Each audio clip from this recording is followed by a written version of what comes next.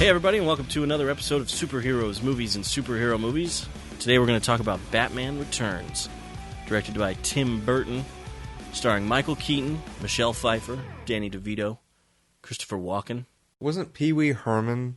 Paul Rubens has a cameo, I guess you could say. Yeah, that's right. In the beginning. I don't have the movie in front of me, so I actually can't remember who wrote it. I want to say it was Warren Scarron, but I could be wrong. Like we always do, I'm going to talk a little bit about my first memories of this movie. I got to see the 1989 Batman in the theater, and I was a huge fan of it. And I remember the first image I saw from Batman Returns was a picture of Batman and Catwoman where they were on the roof fighting shortly after the Ice Princess or whatever is captured. That whole fight scene.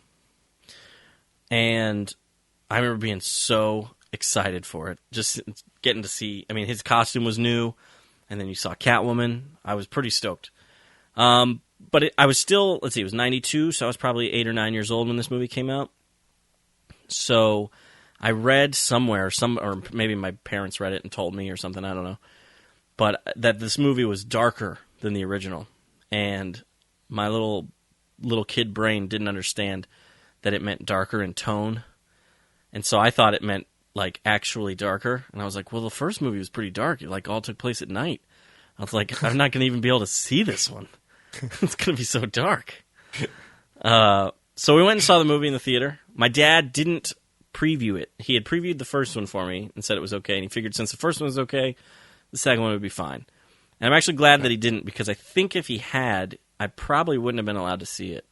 I know my mom wasn't very pleased with my dad for not previewing it, especially after we walked out of the theater. But I don't know, I can't really remember what my thoughts on the movie were walking out of the theater, but I know my parents didn't really care for it. And so for a long time, their opinion of the movie was my opinion of the movie. I guess it was influenced by what they thought. Mm-hmm. And this is one that I own Batman on VHS, I own Batman Forever on VHS, and I even own Batman and Robin on VHS. But this one, we never owned for the longest time. And so I don't think I rewatched it until it probably aired on TV a few years later. But now, and I'm curious to hear what your thoughts are, John. Now I actually really enjoy it as an adult. It's not as good as the original Batman, but I still love Michael Keaton as Batman. I really like the world that Tim Burton has created. It's you can tell it's kind of on a backlot and soundstage type stuff, but it's very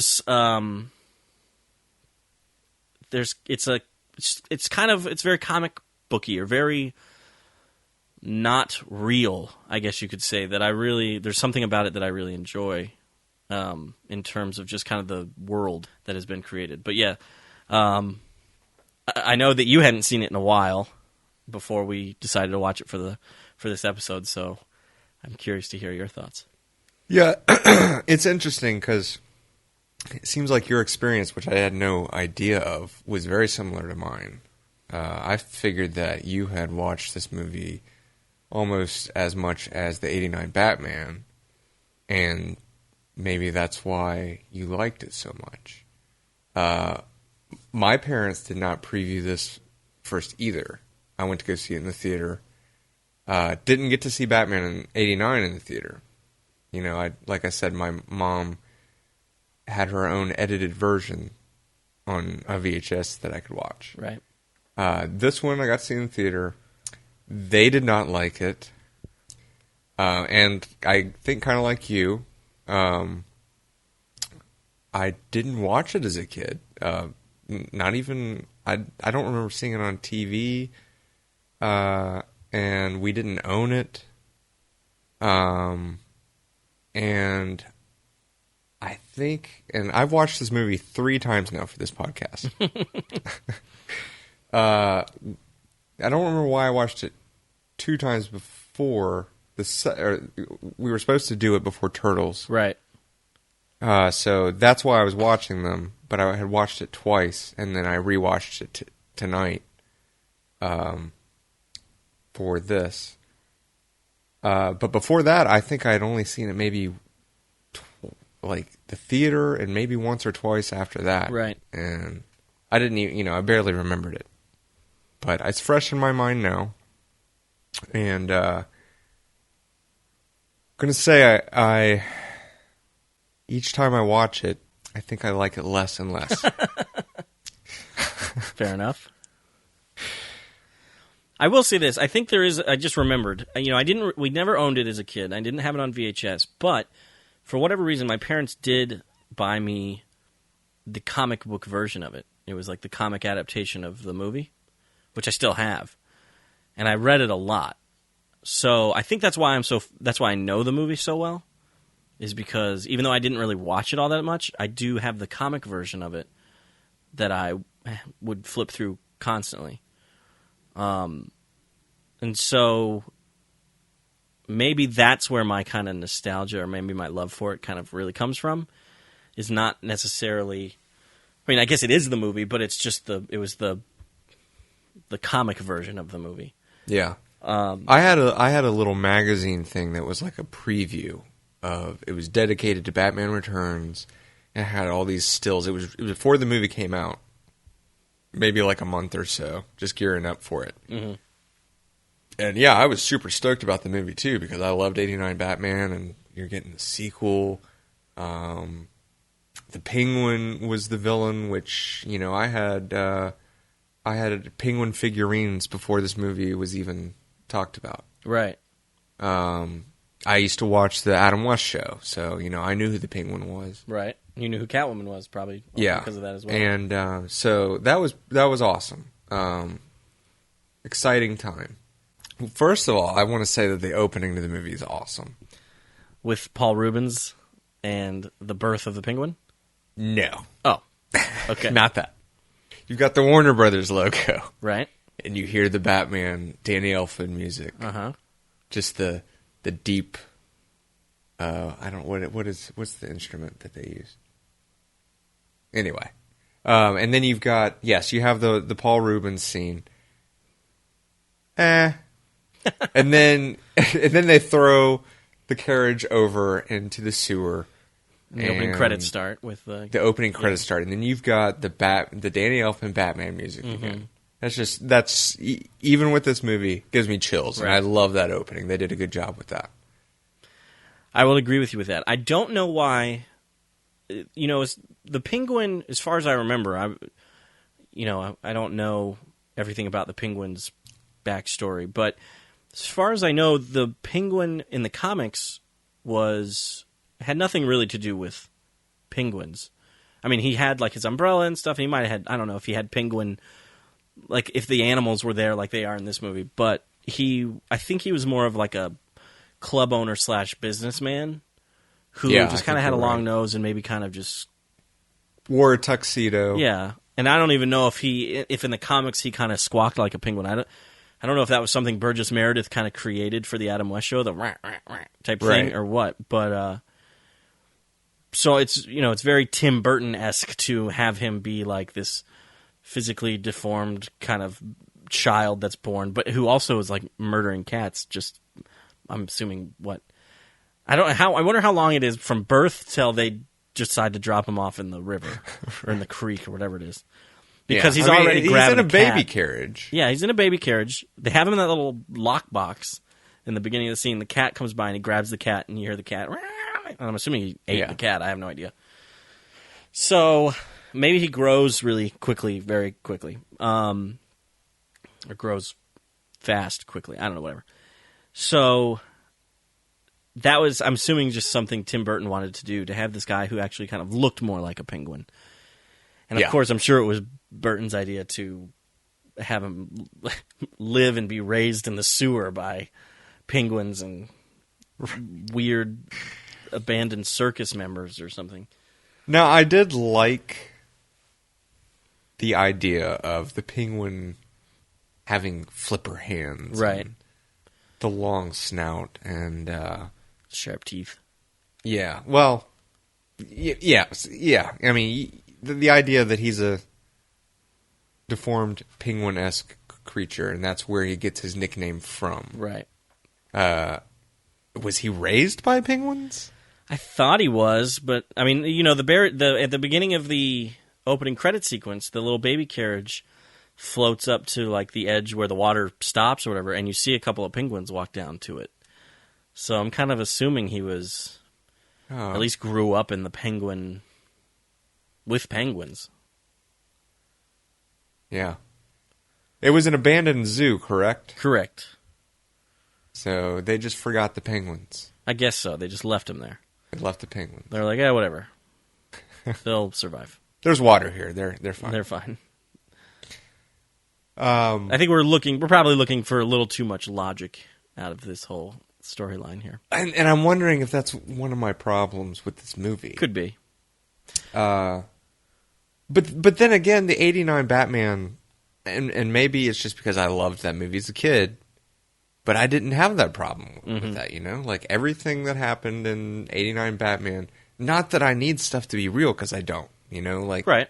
You don't... Not all comic book movies have to be Christopher Nolan Dark Knight trilogy. Exactly. Right. In fact, I'd prefer most of them not be. Right. But Batman Returns is just a little bit... It's too far in one direction. Right. I like the story. You know, I like... his name's Shrek, is that right? Max Shrek, yep. Yeah, Max Shrek. About how he's trying to create this or build this power plant, and he wants a monopoly on the power. Yeah, it's. I think I wish I had watched it as recently as you had. Michelle Pfeiffer's character, Selena Kyle, at one point says that it's not so much as it would be storing energy as it would be drawing it from the city. Why? I'm not entirely... I can't remember exactly, but it's like a power... He says it's a power plant. It'll provide power for the city, but in actuality, it's the exact opposite. So he's... Yeah, I think he was wanting to draw the power just so he could hoard it up and then charge and then sell it. Exuberant amounts for it. Yeah, that makes sense. Not a good guy, basically. Right. And of course, you have him going to the mayor first and trying to get this to sneak past, the house and the government. Right. And so it's not really working out for him, I don't think, either. No. I don't think the mayor's not really on board. No, he says you're going to have to go through committees just like everyone else would. Right. And he doesn't like that. Which Max Shrek, by the way, played by Christopher Walken, and I love that Christopher Walken is in this film. Oh, it's great. Yeah. It's great. And that's one of the things that I realized, okay? I liked the movie for the most part, for the first half. Mm-hmm. And then it took like a Spider-Man 3 on me. And the second half of the movie is just like, what? I'm not enjoying this anymore. Right. So even Christopher Walken towards the end, it was the writing, the situations they were in. I just didn't like it. But yeah, I liked his assistant is Selena Kyle, and she forgets his speech, and I love, too, when he realizes that he doesn't have his speech. He doesn't even remember her name. He's like, remind me to take it out on what's her name.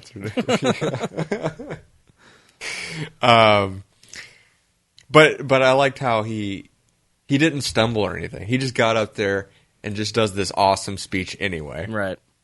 So that just shows, he's naturally deceptive and manipulative like that already. So that was good character setting up. Selena Kyle, I don't know if... I think it's probably Tim Burton's creation as far as the way they started her out. How she was like a bumbling, loser. Right, I think he wanted to kind of have her to have a transformation. He wanted her to be completely different than who she started out as. After the whole Max Shrek incident, and then the cats somehow revive her. Right. Yeah, I have a big question about that. What is up with the cats? I have no idea. That scene is so weird. It's that's one of those scenes that I'd never have understood, and I just stopped trying, I guess. Because I always thought the cats brought her back to life, but when you get older, and I'm watching it now, it's just, I don't know if that's true, or if she just kind of right is somehow like resurrected. Because I'm assuming she died when she hit the ground, and she's somehow kind of resurrected. Yeah, like when I was a kid, I thought that they brought her back to life too. But yeah, like you said, now it's kind of like, well, she's just coming back. But then you have scenes later where she's counting down her lives as she's getting shot. Yeah, she kind of has superpowers in this one, which is something that I don't really... That's probably one of my complaints about the film, is that there is a little bit too much of a supernatural element to her. Mm-hmm. She does... Spoiler alert, by the way. We're going to talk about this whole movie. We forget to say this a lot. We're talking about the whole movie, so we're going to get into spoilers. If you haven't seen Batman Returns, you should check it out. Because even at the very end of the movie, I'm going to jump right into it, she uses that taser on Max Schreck and presumably dies. Yes. But then you see her at the very... Like, she's like the last image of the film, raising her head, and you see the bat signal. Yeah. So, yeah, there is a supernatural element to Catwoman. She's got cat-like powers, almost. I mean, she survives things that she should definitely not survive in this film. Being shot like that, and like the stomach and stuff. She falls off that building and lands in that dump truck, and she says, saved by kitty litter. But, I mean, that would probably kill you, too, if you fell into that from the top of a building. Well, I think she considers that herself dying, because she says, like, a couple times throughout the movie that Batman has killed her. Mm-hmm. So, well, there's another moment, I can't... Oh, that was with Penguin. So, yeah, maybe it could be right. Penguin drops her, and she falls into a greenhouse-type building. And then she screams and breaks all the glass. Right, I have a feeling, Tim, there's... I think what some of your problems with the film might be what I really like about the film, and that's really just the aesthetic of it. There's a lot of imagery that I really like in this film. Uh-huh. And I think that's one of the things I think Tim Burton probably just... It's possible maybe Tim Burton had too much control for this movie. I don't know. That's how I feel. And stuff like Beetlejuice. I love his work with stuff like that. Edward Scissorhands. Batman, it was toned down. It had a Tim Burton edge to it. Right. But it wasn't Tim Burton. I think without Tim Burton, we would have never... Maybe eventually, but he was the first person to really give us a dark Batman. On screen. Right. And that's awesome. Right. But Batman Returns, I felt like, was way more of a Tim Burton movie than a Batman movie. Mm-hmm. And I wanted a Batman movie. Right.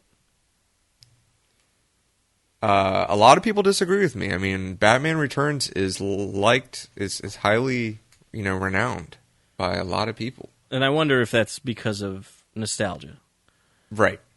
I do really like the film. I can see your problems with it, but I can sit down and watch it and still enjoy it. And like I said, I did enjoy... It's got an 81% on Rotten Tomatoes. Yeah, see, I mean, let's be honest. If that came out today, I don't think it'd be that high. Probably not. But I enjoyed the first half of the movie pretty well. It's the first scene. I had to adapt to the carnies, right? Because at first I didn't even understand they were carnies. I was like, they're just taken from, the first movie, and these guys would have fit way more with Justice or with Joker. With Joker's crew. Then later, it kind of made more sense. You saw the the guy on stilts and the guy with the monkey, and then you're like, okay, they're Penguin is one of those deformed freak show, exactly, yeah. and that's what they're going for. The first time I was watching this though for the podcast, it wasn't until about halfway through the film that I kind of registered that. Right. But one of my favorite things. First of all, I forgot I wanted to say this. The first time, well, this goes into it. We've got the attack on Max Schreck, and Batman. They put up the bat signal, and I love the introduction to Batman because it shows the bat signal, and then it cuts to Bruce Wayne sitting in the dark in his office with his head on his fist, and he's just looking down, looking so bored.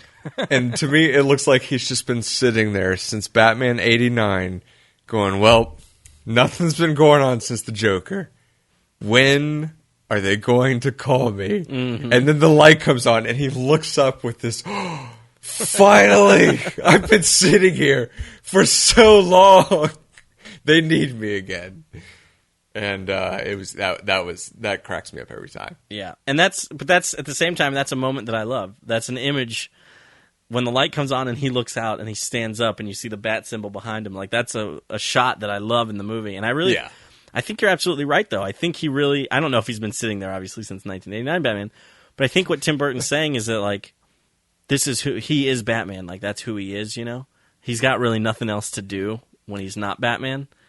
Right. And so that's part of it. My question about that scene is, I guess he has... no one ever comes to Wayne Manor, or at least pays close attention to Wayne Manor, because he's got bat signals on his house. Like, the bat signal goes up in the sky, and then it triggers the bat signals on his house, right, that shine into his library or his office or whatever. And so, like, what if he was entertaining guests or something and was like, here, let me show you my study, and then all of a sudden the bat signal, like, comes in through the wall, and he's like, don't mind that, I'm just a big fan of Batman. I'm a big fan of Batman. I have to go now. Alfred, if you could show these people out. So I always thought that was a little weird, but I still like it. Yeah. I'm glad that we got this sequel anyway, even if it doesn't hold up in your eyes, or even in my eyes, to the '89 Batman, because we get to see that Batmobile again, you know, and he comes in, he's got some cool gadgets in that first fight scene. He's a little kind of going with what you were talking about, how, you know, he just sits around waiting to be Batman. That's something that Nolan changed for the Dark Knight universe. You know, in those movies, he goes out every night as Batman. He goes out kind of looking for trouble, if you will. And in this one, he waits to be called. And another big difference about this movie and the Nolan movies is that he kind of kills people in this movie. Yeah. I kind of let it slide because this movie is borderline cartoony. And so, even though he does... That's one of the things I was going to say. I remember being kind of shocked the very first time I saw this movie when the Batmobile approaches the fire breather, and he does that cool gadget thing where the Batmobile turns around and then he lights that guy on fire. I was like, wow. He gives him a taste of his own medicine. Yeah, that was kind of shocking. You think that's fire? And I'm assuming that guy died. But I would say so. You never know. He may have been put out and just suffered terrible burns. There's a moment later fighting again those carnival guys where he straps a bomb to this guy's stomach and then sends him down like a manhole or into the sewer. And before he throws him down there, he smiles at the guy. He's like, I just put a bomb on you. Right. And that's the one that I really can let slide because this movie is, you know, doesn't take place in the real world. And the bomb even looks like something out of a cartoon, where it's like 5 sticks of dynamite wrapped together with like a little alarm clock type timer on it. And so I imagine that guy down in the sewer after the explosion goes off, and he's just got like, he's covered in like ash, you know, and his hair is blown back like a cartoon character. Like, that's what I imagine happened to that guy. I don't think he died. That's what I say to myself anyway. Interesting. But yeah, the fight scene in the beginning is interesting, and it has one of my least favorite lines in the whole movie is once it's finished and he meets up with Commissioner Gordon. Commissioner Gordon goes, "Thanks for saving the day, Batman." And I just, for whatever reason, that line always bothers me. I love how when he runs up to Selena Kyle, runs into Selena Kyle during that fight. And then one of the carnies grabs her and goes, take one more step, Batman, and then he zaps the taser. He's like, you better not come one step closer. I'm going to tase this lady. In the face. And he's expecting that to work. I mean, he's expecting Batman, and Batman does. He doesn't come closer. You're right. He has a workaround. But I'm assuming that was probably the studio stepping in and saying, look, there are going to be a lot of kids at this movie. You can't have him sticking a gun to her head. Right. So threaten her with a taser. I can see that. The taser does come into play later, though. It does, but it's just the way that it was set up. I mean, the guy, he looks like he's got Batman in a corner. That could have been a note. That could have been, it could have, I wouldn't have been surprised, actually. Now, it's something I've never thought of, but I wouldn't be surprised if it had started off as a gun, and she maybe had the taser on her before, like that's something she carried around as a self-defense weapon or something. And they got notes saying we shouldn't really have a gun being put to her head, and so they changed it to the taser. I don't know. That's a good. I could definitely see that having been the case. In that same scene, Batman shoots his grapple gun or something behind him. Right. And the guy goes, "You missed." If you pay real close attention to that, and I imagine it's really noticeable in HD, you can actually see the outline of the piece of wall that is going to be extracted later. I was wondering if you could after it happened. You can, if you pay real close attention, it has like just slightly a different color than the rest of the wall, and so you can tell where it is, where he's about to pull it out of the wall and hit the guy in the back of the head. Max Shrek's son.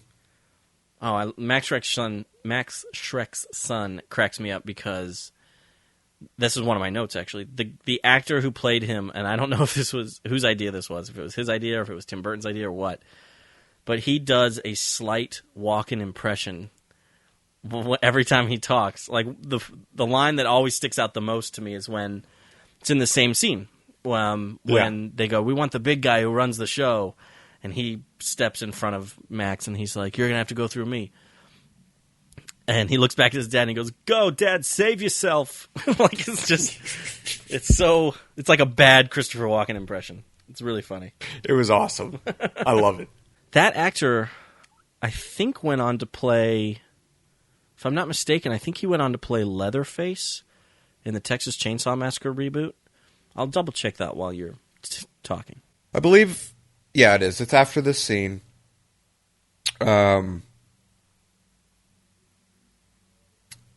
It takes you to the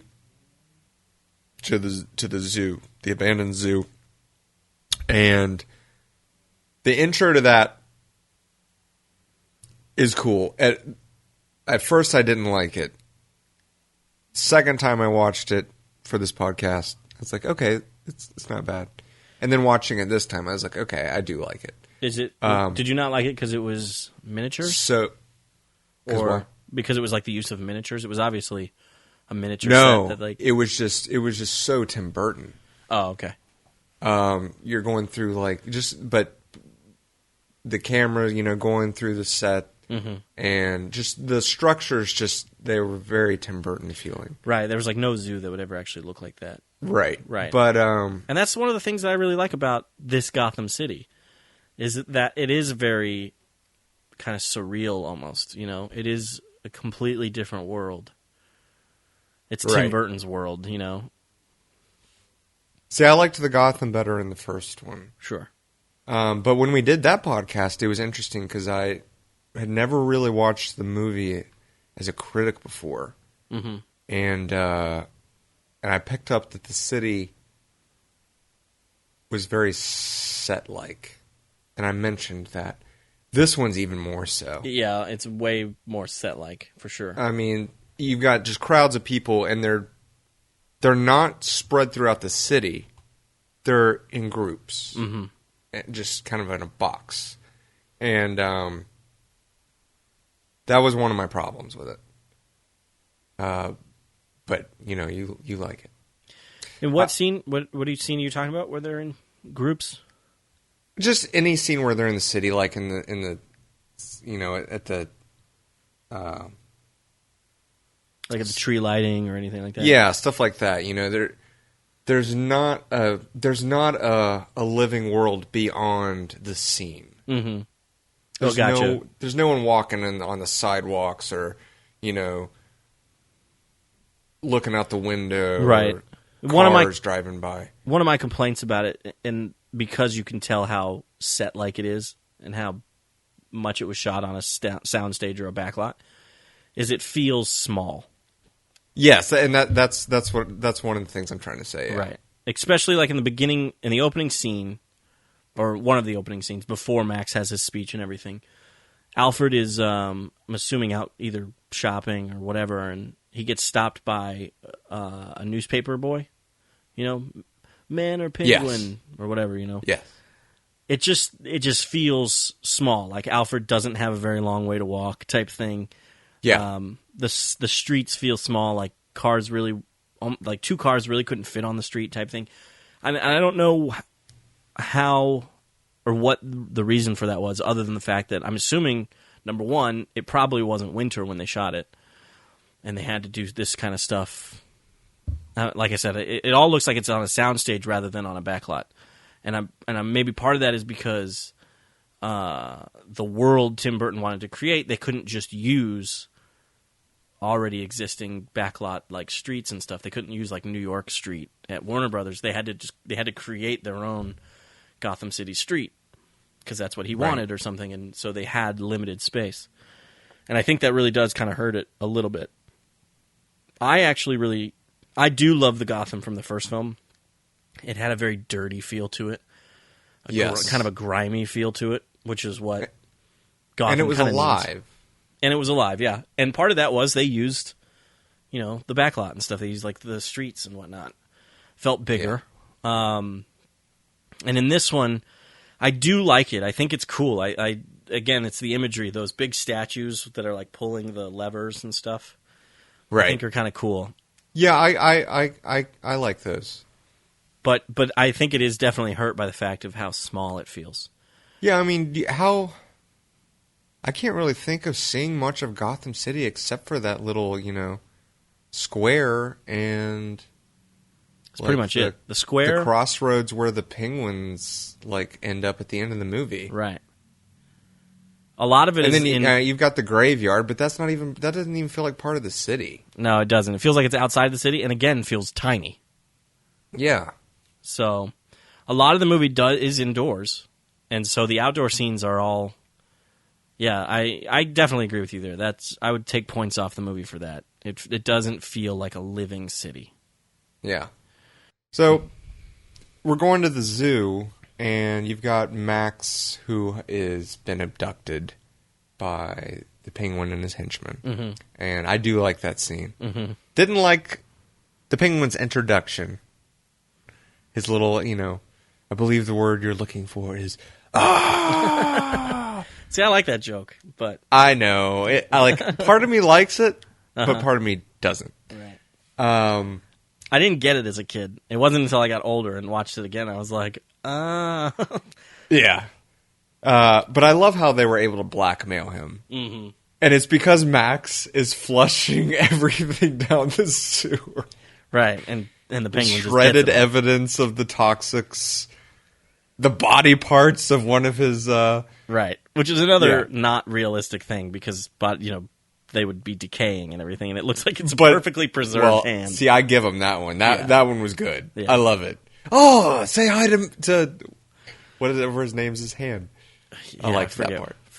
Fred Tompkins or something. I forget. Yeah.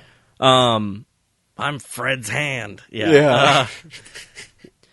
I like, you know, it's one of those things where the penguin, I guess, needed he was the villain of the film, so he needs kind of like a lair. And so I like the whole abandoned zoo thing. One of the things I would like to see, not really, maybe like in comic book form or something, but is almost like a prequel to this. I would like to see Penguin with those carnival workers at the freak shows and things like that, and figure out, was he the one that convinced all these carnival workers to come be henchmen and villains? or was it just like a really kind of evil carnival that toured the country and maybe like conned people out of their money, Right. until they were maybe run out of a town or something and had to go underground, and they found this abandoned zoo. It's one of those things that's really weird because I'm assuming Paul Rubens and everything was in Gotham. And so, yeah, it was in Gotham because there's a scene where Penguin jumps over that bridge. He jumps off that same bridge that he was dumped off when he was a baby. So he was born in Gotham. He was in the sewers, raised by penguins and carnival workers, I'm guessing. And so did he join this carnival and they go off somewhere? Or or have these carnival workers always just been Right. in the sewer? I think Bruce Wayne at one point looks at newspaper clippings and Yeah, I was getting ready to bring that up. and says they were like a traveling, or they had a penguin boy or something like that. So I'm curious to see how they kind of came back to Gotham and all that stuff. Well, they said something about like the disappearance of a circus worker, but I never really got what they were saying about that. Yeah, I'll have to rewatch it, I guess, that scene. But anyway.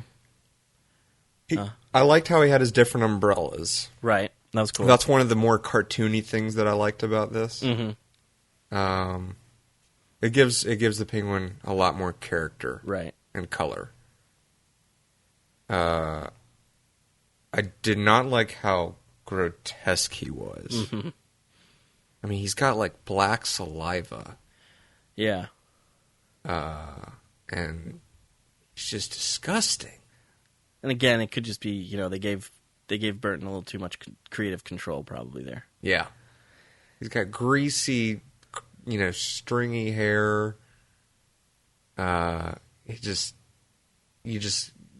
imagine standing next to him, you'd think you'd be able to smell his. Oh, I'm sure. I mean, the guy lives odor well, I guess it's an abandoned zoo, but he practically lived in a sewer. He gets the Yeah. things that Max Schreck, flushes. So Right. I'm assuming he probably would not smell that great. Yeah. I do like how Penguin looks, though, once he decides to become the mayor and starts wearing the top hat and he has the coat and everything. It's not quite the Penguin from the comics, but it's a variation on it. Yeah, it's closer to it. Right. And I do like that. And I like, part of me kind of likes the whole Penguin design. And, when Batman the Animated Series came on, they kind of modeled the Penguin from that show kind of off of the Penguin from Batman Returns. He looked similar. He's had the same kind of hands and stuff, which was like that, I think. True. So, he didn't have to be so grotesque. I'll agree with you there.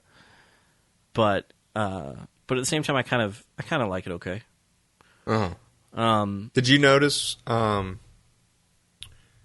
the scene where Batman sabotages his speech by like playing those sound clips? Yeah. There's posters in the background. The Oswald Cobblepot posters? Yes. Yeah. And it's like a drawing of the penguin. And they look way more like the comic book. Right. Like he's got the, the eyepiece and he has the long cigarette. Which could be a nod, It could be like Yeah, I think it was. a nod to the comics. And I think they did a nod to the cigarette thing, too, because when he is brought down by Max and revealed to him that he wants him to run for mayor, the guy tells him, here, claim your birthright, and puts a cigar in his mouth or something. Mm-hmm. And he spits it out. Yeah. I wonder if they wouldn't allow him to smoke because of the kids, too. Well, this was the early 90s, and I feel like they didn't quite have those rules As back harsh. then. Yeah. I'm trying to think of what movie. I just watched a movie recently. Oh, it was Teenage Mutant Ninja Turtles. And that was 1990, and those kids in that hideout and stuff were all smoking cigarettes and stuff and cigars. So I don't think I don't know exactly when the whole we shouldn't have people smoking in family-friendly movies thing kind of happened. But I don't think it was... I mean, maybe it was. Maybe it was Tim Burton's thing, or maybe it was a producer's thing. But back then, it wasn't as big of a deal, I guess. Yeah. We haven't talked really about Catwoman. We haven't really talked about Catwoman. Once this is... it's a scene that I have never quite understood either. I mean, I guess she's going crazy or something. But she comes home.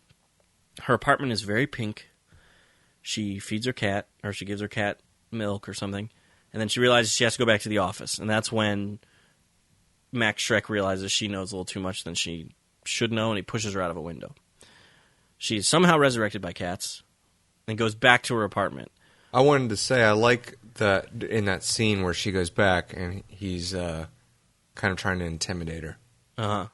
How the lighting on her glasses does like the little cat mask on her eyes. That is cool. I've never thought about that. Yeah. So when she's at her apartment for the second time, and she's drinking milk and spilling it and all that, she hears a message on her answering machine from Shrek department stores about a perfume and how pretty soon her boss will be wanting her to stay stay extra hours at work for a nice romantic dinner or something. And that tips her over the edge, and she starts destroying her apartment.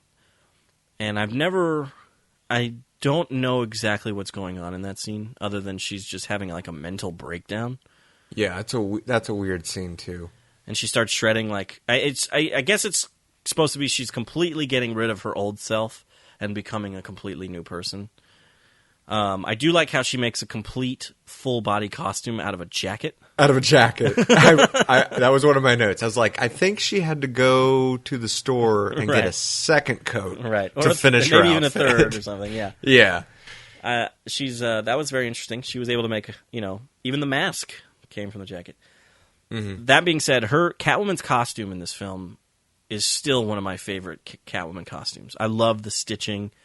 Mm-hmm. It's like that black. I don't know if it's probably not actually leather, but that shiny black leather kind of looking costume and all this, and just this. I like the big eye kind of holes in the mask. Yeah, and it's mainly just the black material with the white stitching. I think just looks really cool, and I've always liked it. Even when I was a kid, I thought it was cool. And so I have to give credit to Burton and that costume designer for doing that. Yeah, I like out of all the Catwoman outfits I've seen, I agree. It's kind of, I can't really remember. No, it's not. I was going to say it was influenced kind of by the Adam West show, but it's not.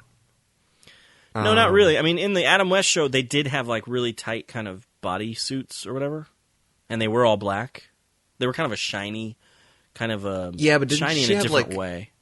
She had like these ears on top of her. It was almost like a headband. Yeah, in the old. And then she wore like a Zorro mask or something, kind of. Yeah. Mm-hmm. So in this one, she has I take back what I was saying. It's yeah. I mean, maybe they might have been influenced a little by it, but they obviously went in a different direction with it. Right. And it's different than the new one, where everything has to have kind of a purpose in the new movies, and so the goggles flip back and those look like cat ears and stuff like that. Right. This Batman costume from this film, which was updated from the 1989 version, is actually one of my favorite Batman costumes from the movie versions. I don't know what it is about it. I really, really like this costume. We don't get costumes with the yellow symbol on the chest anymore, and so that's one reason why I like it. I think it looks better. It's made better than the original costume. The original costume wasn't made poorly by any means, but it looks like they had more money to build this costume. Mm-hmm. It fits him a little better, I feel like, in the face. It's tighter on his face. It's not as loose as the first costume was. Mm-hmm. I don't know. It's always been one of my favorite costumes. See, I never really noticed them. Now that you're bringing it up, you're right. It is different, but I never really noticed it before, that it was any different, really, than the 89 one. Look at them, Google search Batman costume 1989 or whatever, and you'll find like a full body shot of Keaton in the Batman costume, and then do the same thing for Batman Returns, and you'll notice a big difference. The original was like kind of almost a matte black, and this one almost is it's almost like a really dark blue when you see it in certain lighting, I guess. Mm-hmm. It is black, I think, but it has a shinier kind of element to it. And so you prefer that like shade over the black? Yes and no. I would say no because I really do like the black costume from the first film. If they would put kind of that color on this costume, I think it would be even better. But I do like this costume a lot. I think the way it just fits him, I think, is what I really, really like about it. Uh-huh. And the symbol on the chest is a little different than the 89 version. The 89 version had that weird little kind of accent on the bottom, on the tail of the bat signal, if you will. Uh-huh. Had those 2 little extra points, if you remember. And on this one, they got rid of that. I thought it just had 1 point. Well, it's hard to explain. I'll have to show it to you. It's hard to explain. So then people on the podcast or the listeners aren't going to really get the image here. He also, this costume, the original costume had like what looked like muscles, and this one almost has more like armored plating. Right. Which I kind of like as well. I did notice that. Yeah, I'm a fan. I'm a big fan of this costume. I don't know why, really. See, I think I like the 89 one better. Right. But even the mask, like if you look at the mask in the old Batman 89, it's going to be hard to see on my camera here, but it almost looks like it's kind of loose on his face. Yeah, I see what you're talking about. And I like how it fits him a little bit better in Batman Returns. They also gave him a piece underneath his chin. Yeah, that's true. So I like them both a lot, but Batman Returns, for whatever reason, I think would win out if somebody were to offer which one I would want to keep. As far as suits go. Right. So which one do you like better as a movie? As a movie, the 89 version, I think, will always win over Batman Returns. Out of the 4 original movies, the original Batman is the winner. Yeah. In my opinion, I think in terms of how I like them, it goes how they were released. Batman's my favorite. Batman Returns comes next. Batman Forever, then Batman and Robin. Not including the Dark Knight trilogy, obviously. Right. Getting back into this film, Bruce Wayne is, they hadn't really decided, I guess, to make Bruce Wayne kind of have a public persona that he does like in the Nolan films. And what I mean by that is, when Bruce Wayne is out and about in people know him. Yeah, well, he's a celebrity of sorts, but he also puts on kind of this persona of a partier. He wants to be seen as somebody who's kind of irresponsible and who nobody will think is the Batman. But in this film, he comes right out and he has a meeting with Max Schreck, and he comes right out and tells Max Schreck he's like digging into Penguin's past. He's like, I can't prove it yet, but I will. And he's That's like, true. Huh? That is true. Yeah, and so he like has really no. He's really not attempting to hide the fact that he's like doing his own detective work, essentially, If he's not careful, somebody might think he's Bruce Wayne. And even at the very end, when Max Schreck is like, Bruce Wayne, why are you dressed up as Batman? I feel like that there's really no reason for him to question it. Especially after he already told Max Schreck he's like digging into Penguin's past. I liked that because I liked Selena's response. Because he is Batman, you moron. Right, yeah. I think you kind of have a feel as to what I didn't like about it. Just the things, like the helicopter umbrella. Mm-hmm. That did it's a bit not of a stretch. belong in there. Right. Yeah. Now, and when you watch this stuff, and if you think now, if this were an animated movie, I would not be. You would let it fly. This stuff. Yeah. I guess it's because, even back then, they were still, Batman 89 was probably the first kind of, Superman was realistic to a fault. They was about as realistic as you could be for having a movie about a flying superhero. And they tried to make Batman really pretty realistic and, kind of grounded somewhat in reality. And they do get away from that a little bit in Batman Returns. But I also feel like they were, not that they were learning, but they were also, I guess they hadn't found the balance yet, even though they did in the first film. They had made a great first film. But in the second film, it's like they're still trying to kind of take things from the comics. Because I don't know if Penguin had all those different umbrellas in the comics or not. But they're trying to take kind of like comic book elements and make it into a feature film. And it ends up kind of being a little cartoony. I think you're... Like I said, I liked the multiple umbrella idea. You know, he's got one that is a flamethrower, however that works. Right. He's got one that's a gun. He's got one that's a sword. Mm-hmm. That was cool. But being able to lift him up into the sky... right. And fly him around. From just the little thin... I mean, the parts of the umbrella go off of it, and it just leaves the little thin metal parts. Right. Little spokes, if you will, or I just can't watch that. You can't take it seriously without it taking me out of the movie. Sure. That's when it takes you out of the movie. That's when it's an issue. Mm-hmm. You know, you can make even that. I can be okay with.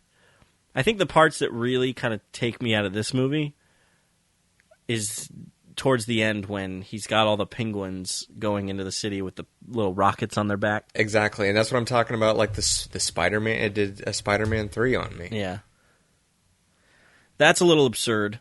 And I tried to give him some credit. You know, I was thinking maybe they have some kind of mind control device to where these penguins are being controlled. Mm-hmm. But I don't think that's the case, especially at the end when he says his last line and dies, and then 3 penguins from each side come around the statue and slowly walk him and push him down into the water. Right. It's like his funeral or something, and they're like, yeah. Yeah, and I don't know how he was controlling the penguins. I forget. I feel like it was supposed to be some sort of computer program. So he was mind controlling them? I don't know if it was mind control or what it was, but Batman was able to reverse it because they all come back. Remember? That is right. It was a signal. So it was like some sort of weird frequency or something. So I guess it was kind of a bit of mind control. It was just like they were reacting to a certain type of frequency or something, right. Which I don't know how. I don't think penguins. That's how penguins work. I don't think you can just get penguins to like follow a noise or something. But one of the things I do like about the third act of the film is we had the Batwing in the first movie, which you really can't beat. The Batwing in the 1989 Batman was so cool. It's like whatever vehicle they brought in the new movie wasn't going to be nearly as cool. And this one's not, but I still like it, which is kind of that bat boat type vehicle that he's driving through the sewer. It's not quite a boat, but it's also not like a... I don't know what you would call it. I think I just have always called it the bat boat. Right. But I like that vehicle. And another vehicle that I actually kind of like from the film is Penguin's rubber ducky car. I don't like the car. I like the boat. Okay. But once it gets the wheels... It's the same thing, isn't it? Isn't it the same... It's like... It is the same thing. But it comes out of the water and it comes out of the water with those, like, 6 wheels and goes up the stairs, and that I just was shaking my head at that point. I'm like, I like the idea of the duck. It was another thing that gave him some personality. Yeah. An image to go by. But they just took it overboard. Too far. Yeah, well, it never bothered me, I guess. Going up the stairs is one thing, but it also had like that lift on it. It's what brings him out of the sewer when he gets the mayor's baby back. Right. So it's kind of an all-purpose vehicle, really. And it had a purpose too. I think it was part of a carnival ride. Oh, right. That could be. I never thought about that, but you're probably right. Because it has those doors, where I think it was part of a ride. Right. Now, in this film, Penguin and Catwoman end up teaming up for a short period of time to frame Batman, to try to get Batman out of the picture, because she doesn't like Batman because he killed her, I guess, because he sent her off the building. I'm not really entirely... Do you remember why she doesn't like him? Trying to remember. He doesn't like him because, he's kind of a thorn in Penguin's side. Penguin's trying to do this mayor thing, but Batman knows that he's got ulterior motives and all that stuff. So they figured their lives would both be better if Batman was just out of the way. Yeah. And they decide to frame him. So how they do this is they kidnap the Ice Princess and have it look like she is murdered by Batman. But also, they decide to sabotage the Batmobile so that Penguin, when he gets in the Batmobile, Penguin is the real driver, has control over it. The Ice Princess idea I thought worked pretty well, especially because he had the umbrella filled with bats in it. So when she gets, pushed, when she falls and Batman extends his hands to as if to grab her, there's also bats flying around. Mm-hmm. Which I think is also what kind of makes people think he did it. That as well as, she falls and hits the tree lighting button. The tree lights up and all the bats fly out of the tree, which is another thing, People are like, right. Oh, Batman clearly did this. No one else has access to bats. So that plan, I was like, I'm cool with it. And that also has one of the coolest scenes in the movie where his cape turns into a hang glider, which I remember seeing that for the first time, and it blew my mind when I was a kid. I was like, that was awesome. Uh-huh. Now it's not nearly as cool, especially when you not to always compare everything to the Nolan movies, but right, his cape in the new movies is basically the same thing, and it works so much better. It does. But I went back in '92 when I saw that scene. It was incredible to me. However, the whole sabotaging the Batmobile thing, that's something that kind of takes me out of the movie because Penguin, even when he meets Catwoman, he already has the plans to sabotage the Batmobile, I'm pretty sure, because he's got the blueprints to the Batmobile. Yeah, he tells her. On his wall. I'm like, why did you just tell her your plan? How do you know she's not working with Batman? That's very true. He's a little too trusting. But my question is, how did he get blueprints to the Batmobile? Was that also in City Hall's records? He's going in through City Hall's records getting the names of the firstborn. Did he just stumble upon the Batmobile blueprints and was like, oh, it's a good thing Batman registered these with, or whatever, I don't buy that. I don't buy that either. I don't know where he got these blueprints from. I don't either. And I don't like how the Carnies have a little remote control that just takes the shields off the Batmobile. Right. If they have the blue, right? Maybe they already know how to do that. Yeah. That's just Batman being, not very smart. Putting his blueprints out there. He gave them to Commissioner Gordon. Oh, and Commissioner It's like, Gordon, hey man, if you ever want to take it out for a spin, this is where all the buttons do and everything. So if you ever want to build one for yourself. There you go. Oh, speaking of which, I'm being a little sarcastic here, Batman's closet of Batsuits. He's got his boots lined up. Uh-huh. He's got his masks up on the shelf. And he has the Batsuits on hangers. Yeah. I just did my laundry, and all my Batsuits are clean. That's the only real glimpse we get, too, of the Batcave in this movie. And I really liked how that looked as well, but, it is a little silly to have a bunch of Batsuits on hangers and have all his boots shined and lined up. Here's Mondays. Right, exactly. Right.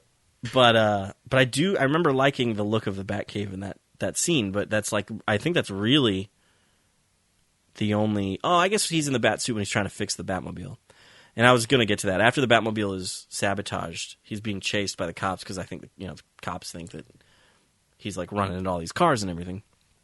Oh, he's trying to run over people. Right, that too, yeah. And Batman finally has control over his car again, but he's being chased by the police, and he comes to a very narrow alley, and he clicks a button like something's supposed to happen, and nothing happens. And this is it's one of my favorite moments because I loved it as a kid, but the comedy in this scene actually is one of my favorite things about it now. Is he clicks something and then he looks back down, nothing happens, and he clicks it again, and he goes, "All right, now I'm a little worried," which I think is funny to hear Batman kind of say that type of stuff. And so he just ends up like hitting all the switches, and I don't think he knew this was going to happen, but like the sides of the Batmobile fly off, and it becomes. I remember the toy was like called the Bat Missile, and the Batmobile. I wanted that toy so bad when I was a kid because you hit a button and the sides came off, and then it was the Bat Missile, and it was so cool. But that was one of my favorite scenes. I remember that scene from like the previews. I remember seeing it. I knew it was going to happen before I went to go see the movie, and I just thought it was like one of the coolest things. It's unfortunate that we only got to see it for a second in the movie.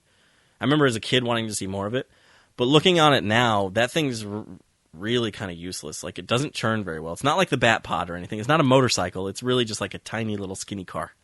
Right. So, it's like last resort. Right. So like, I'm kind of glad that he didn't over. like go driving around in it the rest of the film. But he's working on it. I'm pretty sure he's trying to repair his car when Alfred comes to him and says that Max Schreck is throwing a ball, or somebody was throwing a ball. I believe it was Max Schreck. And he's like, "No, I'm not going to go." And he's like, "Wait, Selena might be there."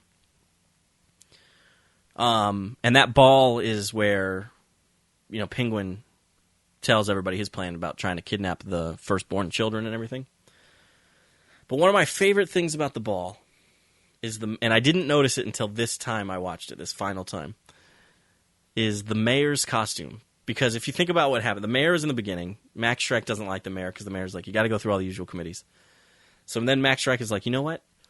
Oswald Cobblepot will be the mayor." And so everybody's now like, "Yeah, Oswald Cobblepot for mayor," and everybody wants to kick the mayor out of office. So the mayor's costume, if you notice it in the ball, is it's just a normal tuxedo, but he has a knife stabbed in his back. Which I think is hilarious. I noticed that, but I didn't notice that it was the mayor, and I didn't understand what it was for, but that is amazing. Right.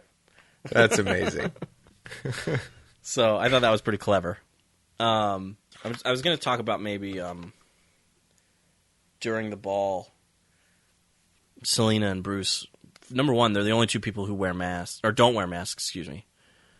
And I think there's a meaning to that, because True. because Bruce Wayne and Selena Kyle are their masks, and Batman and Yeah, Catwoman I mean, they have a little bit of a selves. conversation about that. Right. What do you think about how they realize who the other person is, about the whole mistletoe line? Right. Mistletoe can be deadly if you eat it, but a kiss is even deadlier if you mean it. It's one of those...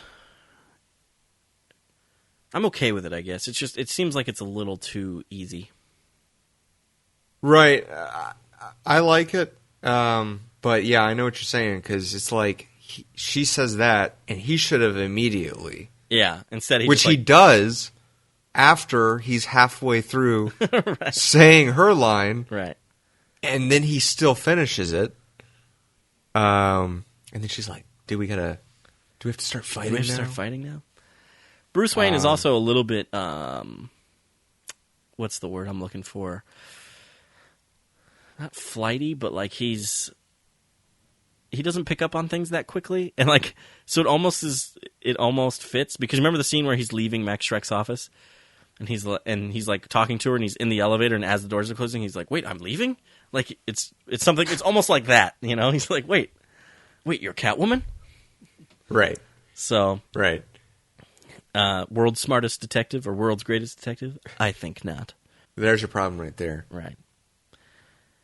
I do love the scene with Catwoman, Max Schreck, and Batman at the polar bear, or the abandoned zoo. At the end. Yeah. And when he pulls his mask off and tries to convince Selena to stop doing this and they can be together. Mm-hmm. Just for whatever reason, I really love that whole sequence, and it's the one time we see Batman with his mask on, but without the black makot under the eyes. Yes, I noticed that this time. Yeah. It's almost because a continuity the scene error. right before that, when he's fighting the Penguin, he's got the black makeup on, and I didn't notice it wasn't there on his eyes until right when he's going to go reach it, and like right before I realized what he was doing, I noticed that he wasn't wearing the black. Yeah. And then It's only for that shot. Yeah. Because even the line before that, when he's talking to Selena, he's got the black makeup.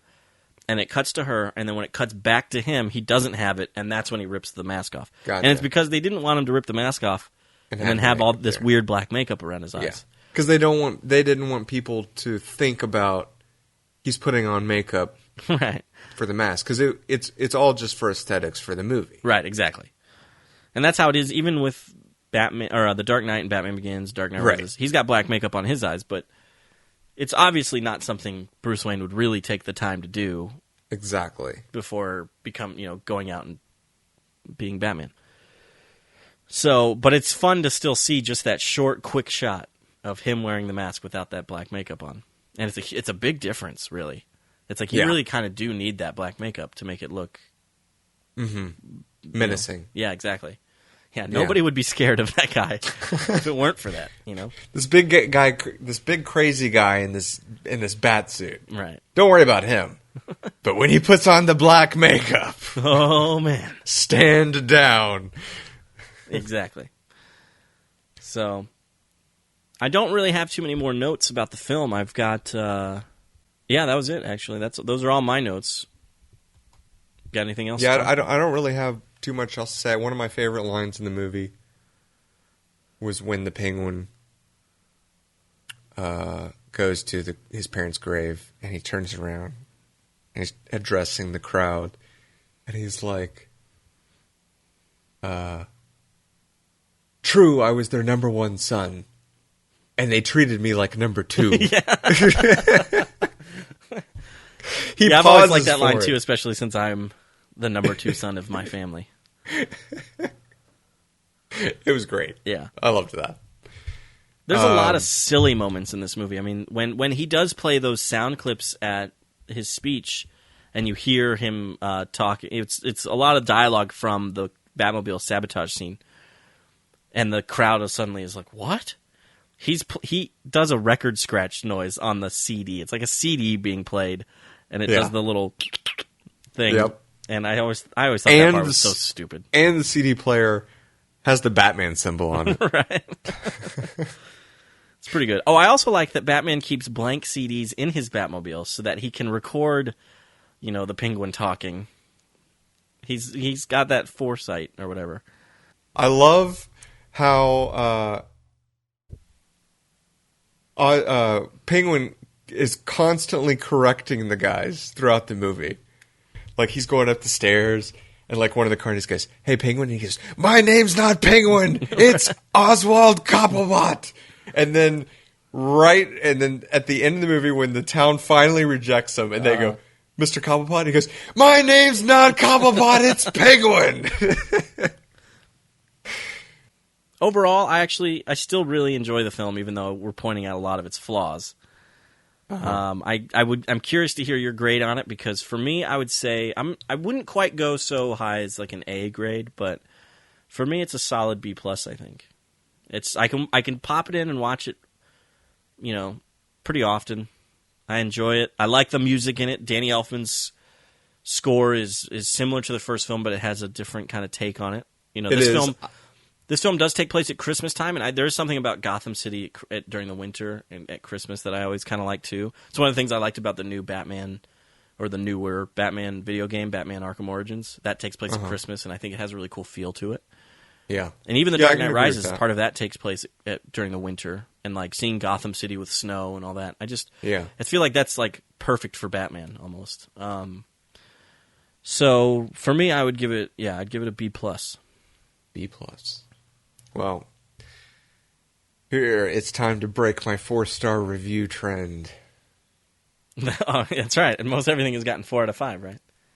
Well, we typically review superhero movies, and I like most of them. So, this one, this might be the end of our podcast. After this, I don't know if you're gonna. I'm gonna give it 2.5. I don't think I would. 2.5. 2.5 out of 5 is okay. That's 2.5 out of 5 stars. That's right down the middle. I would say that's a letter grade, that's like a C, right? I was going to give it 2. Yeah. But when I realized I did like the first half okay. Uh-huh. I liked the story. Right. So I'll give it 2.5. Fair enough. I don't think I'll stop doing the podcast with you over that. What if I gave it a 1? I'd be amazed. And then if when the day comes when we talked about Batman and Robin, if you gave it a higher score, that's when we might end up not doing the podcast anymore. So we'd love to hear what you think about Batman Returns. Let us know. You can leave a comment on cinemaheroes.com, or you can tweet us at cinemaheroes, or you can go to Facebook, facebook.com/SM and SM podcast. Love to hear your thoughts and your feedback on the show. As always, if you have any Amazon purchases you wish to make, go to cinemaheroes.com first. Click on our Amazon banner. It doesn't cost you anything extra, but we get a tiny percentage of the money you spend, and that's always appreciated. It goes towards podcasting costs and stuff like that. I'm Justin Speck. I'm John Pelzel. Thanks for listening. Thanks for downloading.